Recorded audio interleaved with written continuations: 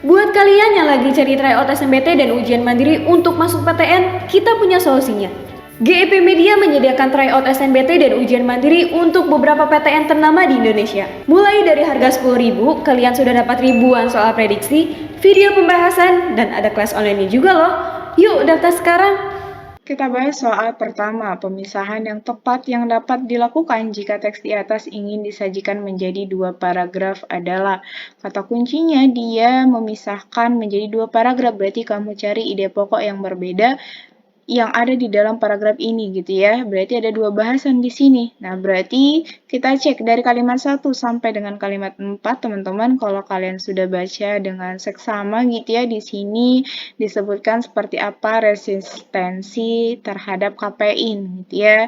Dijelaskan di kalimat 2, 3, dan 4 seperti apa resistensi terhadap kafein tersebut. Kemudian di kalimat 6 di sini dia sudah mulai gitu ya berbeda pokok bahasan, yaitu membahas seperti apa risiko resistensi terhadap kafein. Seperti itu, mulai dijelaskan seperti apa akibatnya baik di kalimat 6, 7, sampai dengan 9. Berarti dari sini kita bisa ambil jawaban kalau pemisahan ini bisa kita lakukan dari kalimat 1 sampai 4 dan 5 sampai 9. Jadi jawabannya opsi yang D.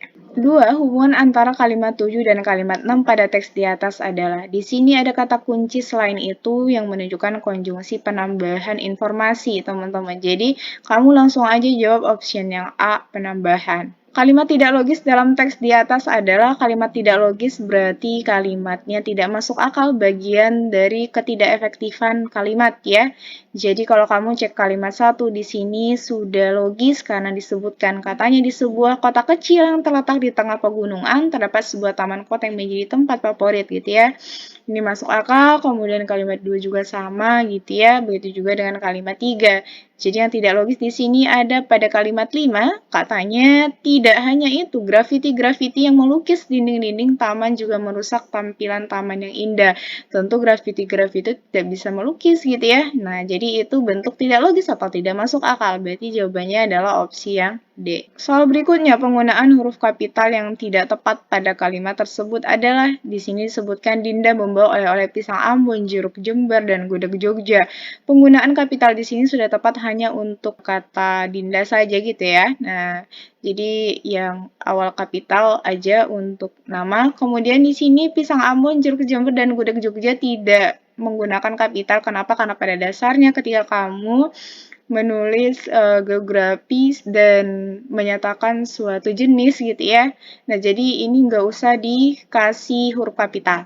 Opsi B, pada tahun ini Anita sudah tepat penggunaan kapitalnya, kemudian mengunjungi nanya Kota Malang. Kota Malang di sini huruf kapital karena diikuti nama kotanya ya. Kemudian di C, Bapak Budiman, Magister Pendidikan, alamat rumahnya di Jalan Merpati. Nah, ini sudah tepat, Sleman. Nah, ini sudah tepat juga ya. Nah, nama tempatnya dan nama orangnya. Kemudian opsi D, Raka dan Riki akan mengunjungi kebun binatang Gembira Loka di Yogyakarta. Jadi ini sudah tepat karena di sini ada nama kebun binatangnya ya, yaitu Gembira Loka. Jadi huruf K sama B-nya kapital. Kemudian di Jogja, Jogjanya menunjukkan tempat. Opsi yang E, Bapak Dr. Sunu Widiatna. Nah, jadi di sini bertulis puskesmas, berarti dia seorang dokter. Nah, kalau dokter, teman-teman ini tidak menggunakan kapital ya, harusnya D kecil, R kecil gitu ya. Sunu Widiatna, magister, kemudian kesehatan. Nah, jadi KES-nya ini, ES-nya ini juga menggunakan huruf kecil, jangan huruf kapital. Jadi jawabannya adalah opsi yang E.